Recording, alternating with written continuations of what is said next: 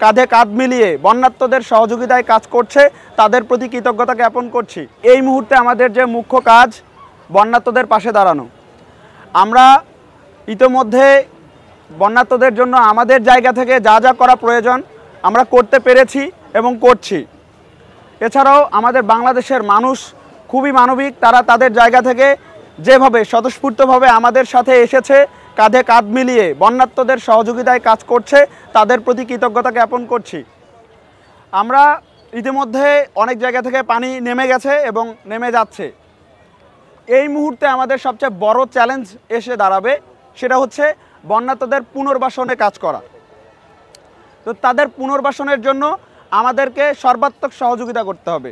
সে জায়গা থেকে আমাদের সবচেয়ে মূল যে কাজটা সেটা হচ্ছে ফান্ড কালেকশন।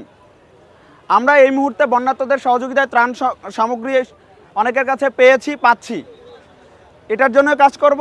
এটার পাশাপাশি আমাদেরকে আজকে থেকে কিংবা কালকে থেকে পুনর্বাসনের জন্য আমাদের ফান্ড কালেকশন করতে হবে। এই ফান্ড কালেকশনের জন্য আমাদের যা যা করণীয় আমরা সেই বিষয়গুলো নিয়ে আলোচনার জন্যই আজকের এই মতবিনিময় সভাটা আয়োজন করা হয়েছে।